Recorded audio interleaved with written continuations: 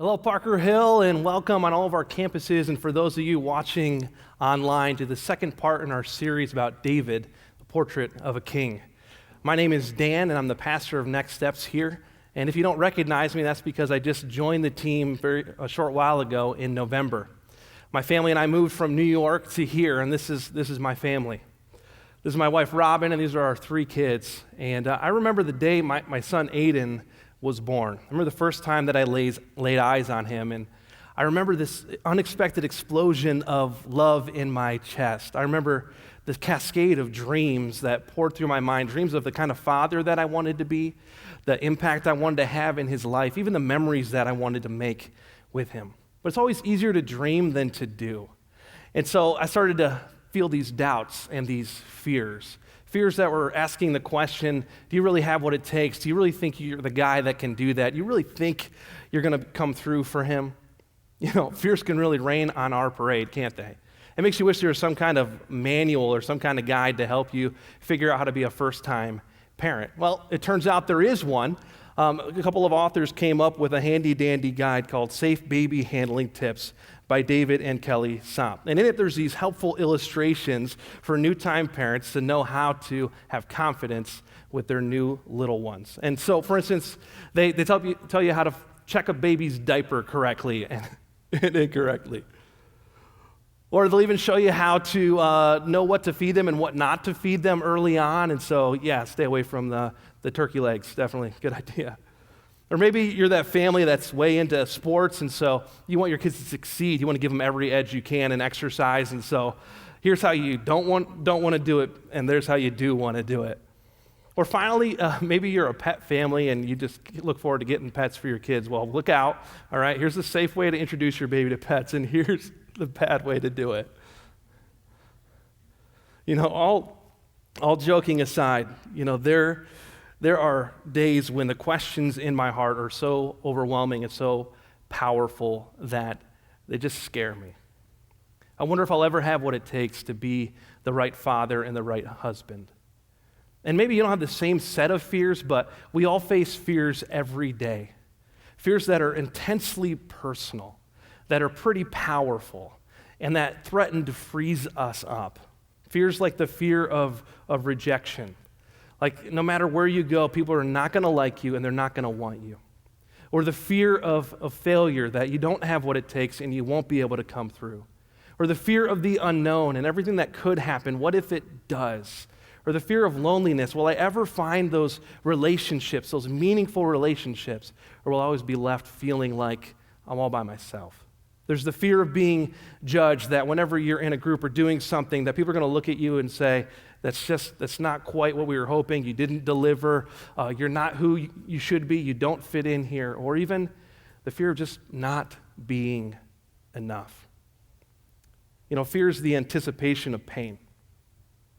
And it certainly makes sense for us, and it's natural for us to avoid pain, right? To build our lives around not feeling pain, especially physical pain. But there's not just physical pain. There's social and interpersonal pain that comes. And so when we're afraid of that, we guard ourselves from it. But when we build our lives around pain, we end up insulating ourselves from any life of meaning, any life of progress, from growing and from winning. And when it comes to certain areas of our lives, I think we're simply frozen. We've stopped making progress. We've stopped taking ground. Our most common response to deep fear is to disengage. And when fear gets a hold of us, we hold back. When fear gets a hold of us in our lives, we start holding back. If we don't know how to have that conversation with our son or daughter, we just avoid it. Or we avoid social settings where we might get rejected. Or in our dating lives, even though we're in a relationship that we know is not bad for us, we don't have that tough conversation to break it off because we're afraid of being alone. Maybe we don't jump in and serve when we could because we're afraid of not being enough. Or by and large, we just don't try. Because if we don't try, we can't fail, like we're afraid we will. You see, when fear gets a hold of us, we start holding back, and that lack of engagement starts to cost us. In fact, I read about a business that usually makes around $48 million a year. But they started losing money, and so they brought in consultants to see what was going on. And after those consultants dug around for a little bit and did some research, they found out that they were quite literally losing money because of fear-based behaviors. They were losing money up to the tune of $18 million a year. Fear was literally costing them. And fear costs us not just in business, but in our lives too. Personally, in our relationships, it's costing us as parents. It's costing us with our parents. It's costing us in our marriages. It's costing us in our dating relationships. Fear is costing us in our courage and our ability to share Christ. It's costing us left and right. But you know what the amazing thing is? There is a way to overcome your fear. Fear doesn't have to win. And that's why I love the passage that we're going to look at today from David's life in 1 Samuel 17. Because by watching him in action, we're going to learn a little bit for ourselves how to overcome the daily fears that we face. And so if you have a smartphone or a tablet, open it up, power it up, check out 1 Samuel chapter 17. And I want to give you a little bit of setup of what's going on here, because the Israelites, who are still under the leadership of King Saul, are facing off against their age-old nemesis, the Philistines. They've been fighting them all the time, and here they are fighting them again. And so where we pick up the story in verse 2, it says this: Saul and the Israelites assembled and camped in the valley of Elah and drew up their battle line to meet the Philistines. The Philistines occupied one hill and the Israelites another, with the valley between them. And so they're poised for battle. They're ready to fight. They've done it before. They're here to do it again. And they're on either side of this valley facing off. And so what you expect to happen next is that they would charge down the hill and clash in this epic battle. But something else happens. Look at verse 4. It says a champion named Goliath, who was from Gath, came out of the Philistine camp. So a champion comes out. And what we have here, instead of a pitched battle, is a contest of champions. And this would happen from time to time in the ancient world, where one champion from one army would face the champion from another army. And the champion that won would then win for their army. And if they lost, they'd lose for their army. And so they agreed to this. They probably agreed to this because it would eliminate some bloodshed. In fact, in the tactical situation that they're in that day, the army that charged down first would be at a major disadvantage because they'd be fighting uphill. So they decide, let's settle this by a contest of champions. The thing about this contest, though, is that the Philistines did not expect to lose. No. They had an ace up their sleeves. They had a guy that knew how to fight man to man. You may have heard of him. His name is Goliath, and he's described like a walking tank. So, just to give you an idea of what he's like, check this out. His height was 6 cubits and a span. Now, we don't use that kind of measurement today, not at all. So what are we talking about here? Well, let's get some perspective. The average American male is 5'9.5" tall. So that gives you an idea of a starting point. Then we have, if you've ever seen The Princess Bride, another good measurement, Andre the Giant. He was 7 feet, 4 inches tall. And just so you get a little more perspective about this is Andre's hand grabbing onto a normal soda can. This guy is massive, all right? Massive. And even as big as he was, Goliath, 9 feet, 9 inches tall. He was big, but he wasn't just big. He was well equipped. Look at what it says.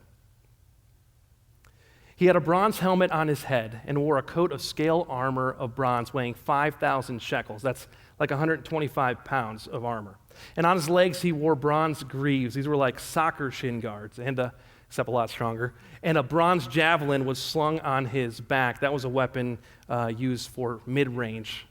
Next, it tells us that his spear shaft was like a weaver's rod, and its iron point weighed 600 shekels. That's like 15 pounds, and his shield bearer went ahead of him. So he is decked out to win. All right, no matter what the circumstances are. Mid-range, he's going to throw the javelin. Come in closer, he has a spear. You come in closer, he has a shield and a sword. And this guy has been fighting since he was a lot younger. And as he grew, and he really grew, he also grew in his prowess in battle. He's used to winning, and he has won more times than anybody on that field had won a battle. And everybody knows it. He is the champion. And here's what he does.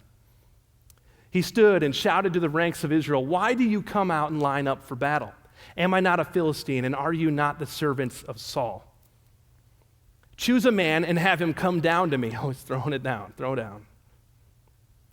If he is able to fight and kill me, we will become your subjects. But if I overcome him and kill him, you will become our subjects and serve us. Then the Philistine said, this day I defy the armies of Israel. Give me a man and let us fight each other. And so there is this army on one side and an army on another. They're on Israel's land, and Israel, the whole army, and King Saul are standing there listening to this giant taunt them. And what do they do in response? It says, on hearing the Philistines' words, Saul and all the Israelites were dismayed and terrified. Now, dismayed means that they were totally and completely crushed in spirit. Their courage was shattered. Terrified means that they were so awestruck that they thought it was awesome and that they were frozen in fear. What you might not realize is that God had promised Israel victory on this very spot, in this very land, many, many times before. Just as an example, I want to read to you Deuteronomy 20, verse 1, which says, when you go out to battle against your armies and see horses and chariots and people more numerous than you, when the odds are against you, do not be afraid of them. For the Lord your God, who brought you up from the land of Egypt, is with you. And so they're standing on their land with a promise from God of victory, but no one is courageous enough to move out from the line and to fight. And so this goes on for 40 days, 2 times a day. Goliath would come out, he'd mock them, taunt them, challenge them. No one would show up, no one would step out, and so he'd go back to his tent only to do it again the next day. Now in that army were David's 3 older brothers. And David's dad, Jesse, was kind of wondering, how was the battle going? What's going on here? And so way back home, he sat down with David and said, I want you to go. I'm going to give you some food. Check out how things are going in the battle. Check out how your brothers are doing, and come back and tell me. And so David gets up early, and he heads out to do that. And here's what happens when he gets to the camp. And as he was talking with them, that's the soldiers and his brothers, Goliath, the Philistine champion from Gath, stepped out from his lines and shouted his usual defiance, and David heard it. And whenever the Israelites saw the man, they all fled from him in great fear. So nothing's changed for them, but David doesn't respond like they do. He starts to wonder, what would happen if somebody beats this guy? And so he starts asking around, and he finds out, oh, you get lots of riches, and you become a part of the royal family by marrying in, and your family actually doesn't have to pay taxes anymore. It sounds pretty good. And as he's asking around, his older brother, Eliab, hears it, and he starts to respond to David's asking, and he is angry. Check out what he says. Why have you come down? And with whom have you left those few sheep in the wilderness? I know your insolence and the wickedness of your heart, for you have come down in order to see the battle. He comes down hard. He starts criticizing him like you wouldn't believe. He's angry. He starts looking at the sheep and he goes, oh, that's a little kid's job. All those little sheep, where'd you leave them, huh? And then he starts calling them names. He says, you're arrogant and your heart is wicked. I mean, he seems pretty ticked off about something. Basically, he's saying, hey, David, all right, you shut up, you little punk. Just go home, back home to daddy. Just leave. David doesn't really take it in. He doesn't respond well, except for saying, all I am is asking questions. And we don't know why Eliab does this. We don't know if he's just annoyed because he's the older brother and there's the younger brother. We don't know if he's jealous of David and the attention he's been getting recently, or if he's just jealous that David isn't afraid when he really is. We don't know where this all comes from, but the bottom line is this. He doesn't think that David could take on Goliath. The reality is in your life as you face some things, that sometimes the people you expect to back you don't believe you can do it. Sometimes the people that you expect to back you don't believe that you can do it. Now, when word gets back to King Saul that David is asking around and he's interested in facing this giant, he calls him in. And they have this conversation, and David basically says, no one should be afraid of him. No one has to be afraid. Hey, I'll go fight. I'll fight him. And Saul, just like Eliab, goes, no, you're too young. You're too inexperienced. You can't do it. But David isn't taking no for an answer. In fact, he speaks up, and this is what he says to King Saul. Your servant was tending his father's sheep. When a lion or a bear came and took a lamb from the flock, so way out in the pasture, when I was learning how to become the king that one day I will be, this is what happened. I went out after him and attacked him and rescued it from his mouth. And when he rose up against me, I seized him by his beard and I struck him and I killed him. Your servant has killed both the lion and the bear, and this uncircumcised Philistine will be like one of them, since he has taunted the armies of the living God. The Lord who delivered me from the paw of the lion and from the paw of the bear, he will deliver me from the hand of this Philistine. David said, this isn't the first time that I've fought a battle. If you remember last week, David was anointed to become king, but he didn't go right to the palace. He had to go back to the pasture to learn what it was like and the lessons that he needed to become the king that he would one day be. And one of those lessons that he learned started small. He learned the hardships of being a shepherd, of staying out and taking care of the sheep and keeping track of them all and enduring certain weather conditions and really working hard no matter what, even when no one was watching. And then later he would protect the sheep from different predators on up to a lion and a bear. So he learned these simple lessons, these smaller versions, until he got to this day, this one day that he would face Goliath. You think what you're facing makes you invisible and insignificant. Well, like we talked about last week, it's all part of God of preparing you for something someday. And for David, this was that day. So Saul, hearing David's conviction, or maybe he's just out of options, says, okay, may the Lord be with you. You go fight. Except let me try to give you every advantage that I can. And so he tries to dress him in his armor and wear his sword. But David doesn't feel comfortable in it, and he just decides to walk out in what he's used to wearing. And it says this, verse 40. Then he took his staff in his hand, chose 5 smooth stones from the stream, and he put them in the pouch of his shepherd's bag, and with his sling in his hand, approached the Philistine.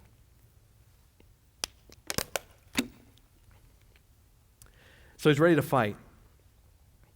He takes this stick and this rod, and he walks out. And Goliath finds out, okay, finally there's a champion from Israel that's going to come face me. And so he comes out to fight. But he sees David, and just like everyone else, he thinks, too young, too inexperienced, no way. And he says this, let me just read it to you. And the Philistine came out and approached David with a shield bearer in front of him. And when the Philistine looked and saw David, he disdained him, for he was but a youth and ruddy with a handsome appearance. He was like a sophomore in high school. In fact, most scholars believe that he was like 14 to 19 years old at this point. And the Philistine says to David, am I a dog that you come at me with sticks? That he's carrying that staff and that sling. And the Philistine cursed David by his gods, the Philistine god, saying, we're bigger, we're better, you're nothing, we're going to win. The Philistine also said to David, come to me, and I will give your flesh to the birds of the sky and of the beasts of the field. But David is not deterred. In fact, he speaks up boldly, and you got to see what he says because it shows us what he sees that no one else saw. David said to the Philistine, you come against me with sword and spear and javelin. So he's really clear about Goliath. He knows the weapons that he has. He's not oblivious to the daunting task before him. But he says this, but I come against you in the name of the Lord Almighty, the God of the armies of Israel, whom you have defied. This day, the Lord will deliver you into my hands, and I'll strike you down and cut off your head. This very day, I will give the carcasses of the Philistine army to the birds and the wild animals, and the whole world will know that there is a God in Israel. All those gathered here will know that it is not by sword or spear that the Lord saves, but the battle is the Lord's, and he will give all of you into our hands. And then they charge. You see, David's whole perspective is dominated by his God.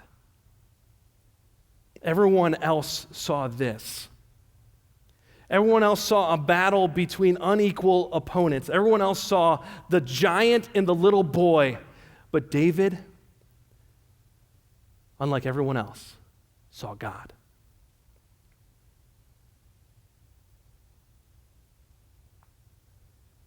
You see, when we look at David's battle, when we examine his courage, we discover that courage is not the absence of fear.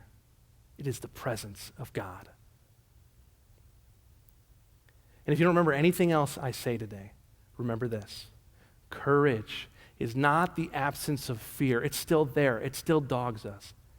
But it changes in the presence of God. Let me read to you what happened next. It says, then it happened when the Philistine rose and came near to meet David, that David ran quickly toward him instead of away. And David put his hand into his bag and took from it a stone, and he slung it, and he struck the Philistine on his forehead. And the stone sank into his forehead so that he fell on his face to the ground. So Goliath closes in, and David rushes towards him. And at the best possible moment, he reaches into his bag, and he grabs one of those stones, and he starts to whip it around in the sling, and he lets fly, and it hits Goliath in the forehead, sinks in, and he crashes to the ground. David runs up to him, grabs his sword, and cuts off his head. He lifts it high so that everyone could see that the living God gave them the victory. And so David's victory is now the army's victory. They charge after the Philistines, taking many of them captive that day. And when I read an account like that, wow, I wonder how a teenager had the courage to face a giant that grown men were afraid to confront. I wonder how in my own life as a dad, as a husband, as a follower of God, I can have that kind of courage to face the fear that seems to have a hold of me. How can I get over that frozen tendency, the way that I often respond? And I think it's clear that when David saw Goliath, he didn't just see Goliath, he saw God. And that his gaze was locked not on Goliath, not on the obstacle, not on the thing he could fear, but on his God. And so when he looked at the whole picture, for him it was so much different than what everyone else saw. He saw a God who was alive. He saw a God who was strong, a God who was active, a God who was present with him, a God he knew and could trust, a God who knew his name, and a God that he had learned to fight alongside of by faith, a God that had a track record of taking the weak and winning. You see, courage is not the absence of fear, it's the presence of God. And when David looked at Goliath, he didn't see this unstoppable giant like we would. He saw an ant. Just an ant compared to the great God that he served. You know, the fear shrinks as we shift our perspective and look at God. And you might be here today and you're thinking, well, that's awesome. David, great warrior, way to go, lots of courage, incredible, but my giant is still standing. I'm with you. I feel that too. The giants in our lives, the fear that holds us back, it's so persistent. It dogs us every day. And so what I'd like to do is just give you a few tips for how to really and practically combat fear in your life on a daily basis. And so here's my first tip. I'd say write down your fear. You know, it really helps to get specific. Unnamed fear is unbeatable fear. It's like trying to take down a target in a fog. You're not going to hit them. You're not going to win. So instead of saying something like, with whatever your fear is, instead of saying, I'm afraid I will not be enough, take it deeper. Be more specific. Say, I'm afraid I'll be a bad parent, for instance. And then even take that and get even more specific and say, I'm afraid my kids will be impacted more by my bad moments than by my good ones. But even that's still too vague. Go even deeper and say, why is that? And then say, well, honestly, I'm afraid that I'll be impatient and I'll be unloving and that will be what's normal. Okay.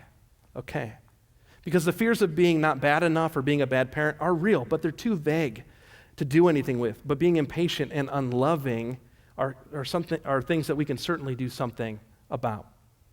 So get specific about your fear, and then do this. Write down the truth. Find the truth that most applies to your fear. This is where a Google search for Bible verses or a good friend or even your small group can help you find those verses and those truths that you need. So take the fear and put it next to the truth. And this is how you shift your eyes from the Goliath in your life to God. So if what you fear is being impatient or unloving, using our example, we'd say something like, okay, Romans 5:8 says that I am loved even when I am not a good parent. That's a good place to start in the morning, Romans 5:8. Or 1 Peter 1:3 says, I have everything that I need for life and godliness. So, okay, today, no matter what happens, I have what I need to do what God's calling me to do today. That's good. I need that. And then you say, well, a lot of times I just feel so alone and so overwhelmed. And then Hebrews 13:5 tells us we're never alone and we've never been forsaken by God. And so we bring that next to the fear. Or maybe you're like, man, I just feel exhausted as a parent. Or I feel like I don't have the character to be a great parent. And then you look at Galatians 5 and you're like, oh, I have the Spirit of God in me, which means that I have all the character I need as I submit to the Spirit and all the strength that I need as I walk in the Spirit. Okay, that helps. And then Romans 8:32 helps us when it tells us that God gave his son Jesus, so he's definitely not going to hold back on helping you on your day-to-day parenting. So you start to take the fear that you have and put the truth next to it. But maybe that's not your fear, so let me help you out with a few other ones. So, for example, you might say, my fear is I can't go on, I can't do it, I'm exhausted, I'm tired, it's too much, too many trials in a row, too many things, too much, I can't do it, God. And then you find this passage, this promise, Isaiah 41:10, which tells us that God will give us the strength, that he personally shows up and gives us the strength. Or your fear might be that I will always be alone. Like it just never works out in relationships or never works out in friendships, no matter how hard I invest, no matter how much I risk, and you're just, I just want to quit, I'm done. And then you find this truth. I am never truly alone, from Psalm 139. Now, it's easier for me to say that. It actually doesn't change anything for you to hear me say that, but when you grab that truth and put it next to the fear, when you start to discover by reading through Psalm 139 yourself that God is there with you, that his love has no limits, that he thinks about you constantly, that he designed you with all of your quirks, and that he loves you, it starts to change things when you experience it yourself. Maybe another fear that you have is that God could never forgive me. Man, there's too many things that I've done. Too many ways that I've blown it. There's no way that God can forgive me. And those regrets from your past just keep dogging your steps until you put the promise next to it that Jesus paid for it all. Colossians gives us that confidence. And so you write down the fear. Then you write down what's true. And then you're able to start fighting. This is one of the reasons that we encourage you to grab the app notes or start reading the Bible, whatever it is that you need to get into God's Word. And so even as you go out today, you can pick up the app notes for this week that deal with fears and the truths that you can use to combat them. You can get them sent to your email as well. You can get Bible reading plans on your phone, whatever it takes for you to get that truth into your life so you could start fighting. The thing that happens as you start reflecting on these truths, as you carry them with you on a note card, or you put them on the banner on your phone, or they're on your Instagram, and you can go back and look at them, is that they start to thaw the frozenness that fear puts you in. And when that starts to happen, you're ready for the next and last part. My tip is this: take a small step. Instead of holding back, it's time to start moving forward. And the reason I say take a small step is because of two things. The first is this. Like we said, David didn't fight Goliath as his first challenge. And so you shouldn't either. We have to learn to fight in God's strength. That's a skill that we develop. It's a faith that grows. It's a muscle that's strengthened. And so it takes time. The second reason is that most of the fears that we face are not one-time things. They're not one-time events, one-time battles. They're more of an ongoing, persistent drag on our lives. And so they're going to take more than a battle. They're going to take a war. And so I encourage you to take a small step. And so if you were listening today and you're like, man, my marriage needs fixed. I've been afraid of it. I've been avoiding it. I need to do something about that. So I'm going to fix this. I'm going to face this. I'm going to fight this. Let me just pause you right there and just say, okay, when you go home tonight, this is not the moment for you to sit down with your spouse and go, okay, now we're going to fix everything. It's not that moment. When you go home tonight, you need a small step first. That small step would be something like, I'm going to pray. But God, I've blown it so many times in the past, and I actually want to do something now. I need your help. That's one small step. And then maybe over the course of the next week, you sit down by yourself with God and write out those things that are your problems in the marriage, the things that you need to work on that are just you, not them, you. That would be your next small step. And then maybe you take that list of someone you can trust in your small group or a campus pastor, and you say, what do I do? How do I actually tackle this stuff? That'd be your next small step.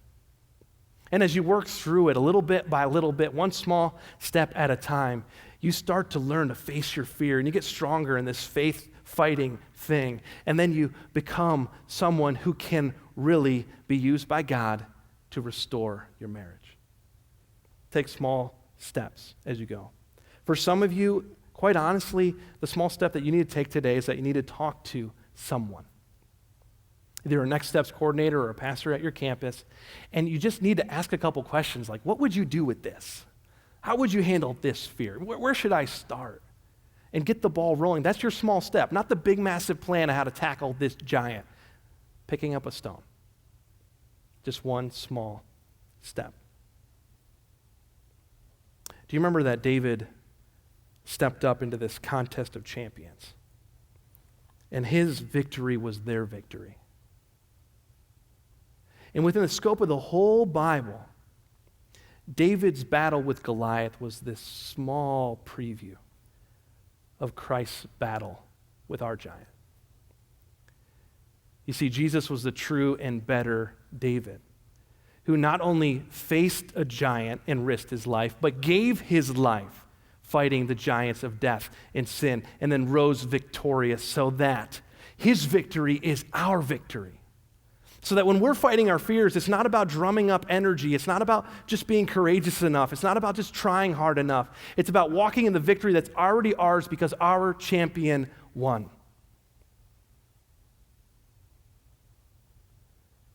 Romans 8:37 tells us that we are more than conquerors through him who loved us.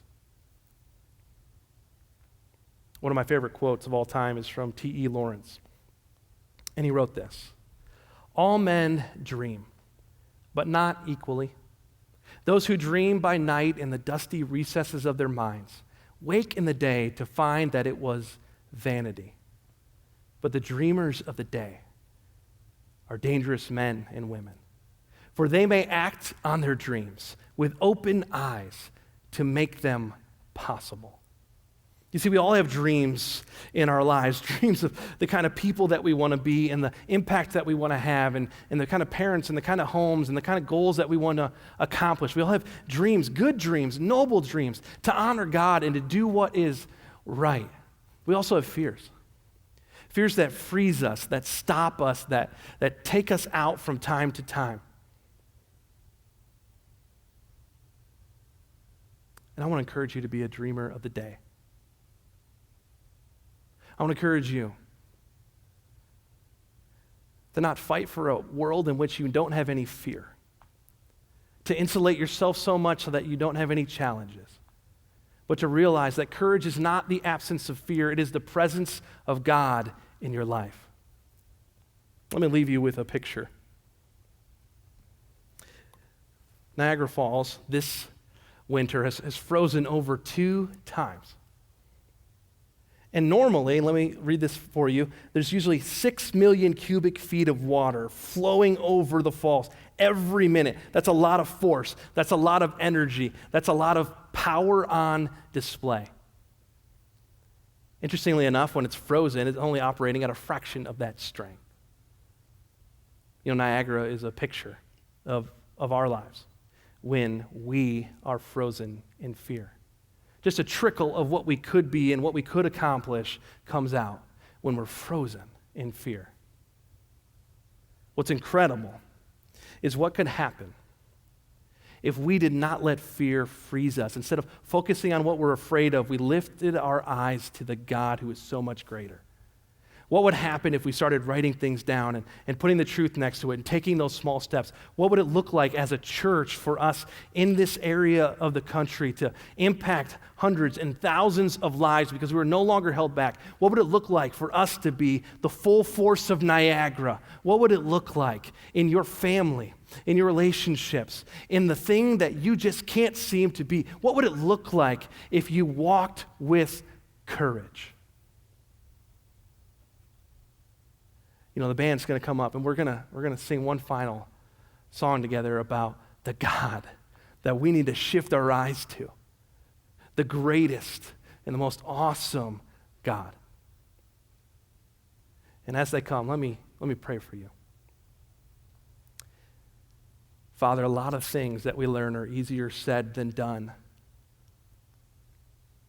But if David in your strength could take on a physical giant, what couldn't we conquer as we cling to your promises and we take steps of faith? God, open our eyes to how great you are, how big you are, how awesome you are. And give us then the courage to overcome our fears. Amen.